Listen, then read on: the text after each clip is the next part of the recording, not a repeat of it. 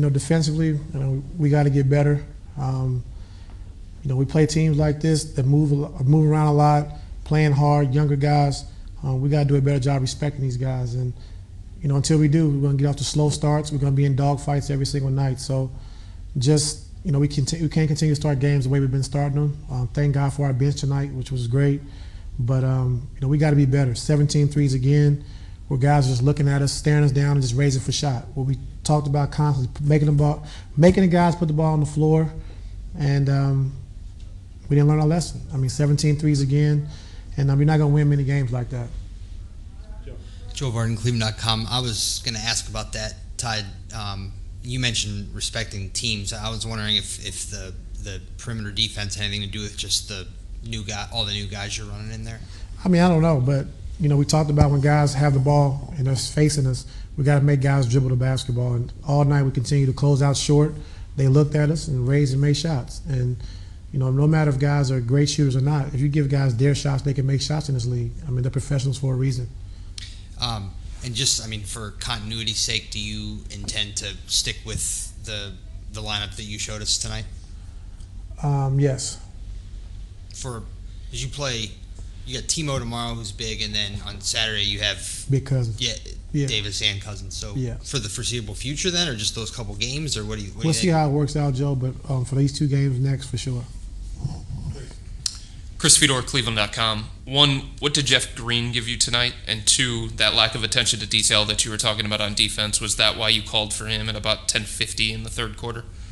Jeff just gives us another athletic guy who's very versatile, can put the ball on the floor, can make plays, but defensively he can get out and switch.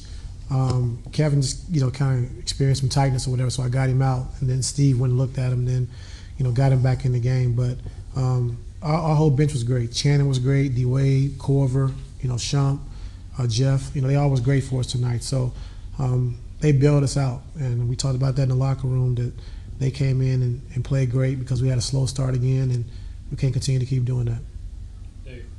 Dave McMenamin, ESPN. Ty, the last time Cleveland had this many new faces, new pieces trying to fit together, it was like 2014, 2015, and LeBron, I don't know how far into the season, kind of volunteered to take over the ball distribution duties, and that kind of sparked you on your run. Is there any correlation between what's going on here? I know there's injuries, but getting the ball in LeBron's hands and trying to organize he's going to have the ball in his hands a lot. That's how we run our offense. But, with D-Rose out and, Isaiah out, it's tough, And, if you don't have a point guard on the floor, it's tough, to win games no matter how great LeBron is.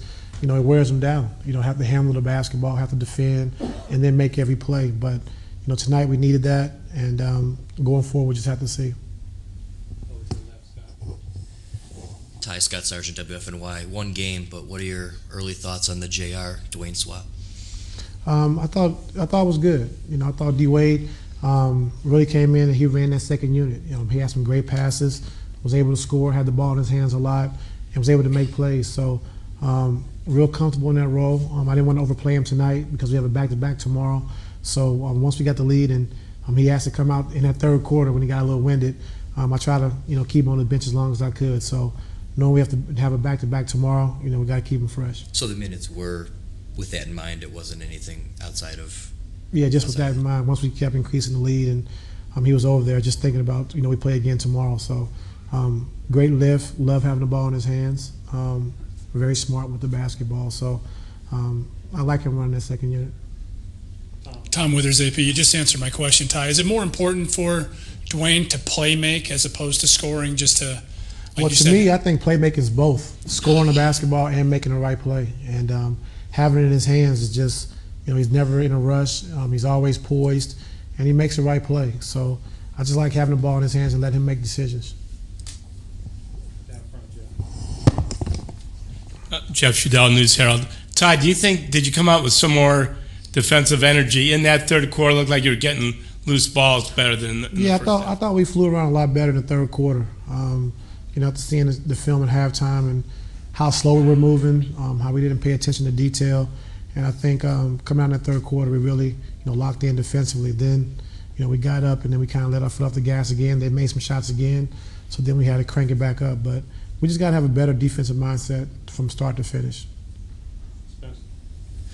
Spencer Davies, Basketball Insiders. Noticed in that second quarter that you brought Channing in, and he hasn't been early in that game like that in a while. Just what was your thinking behind putting Fry in the game? Well, that was our rotation. Talked to him before in shoot around that I would try to get Tristan out probably 5 minutes to go in that first quarter, and then bring Tristan back with the second unit. But Channing played well, so it kind of carried over into that second quarter. So he came in and did what he's supposed to do. He made shots. Sprinting the screens, did a good job on the big. So Channing was really good for us. Do you foresee that as a role for him going forward? Yes. Chris Fedor, Cleveland.com. Ty, what was the key to slowing down Markkanen in the second half? Closing out, getting to his body. They ran the same play 5 times.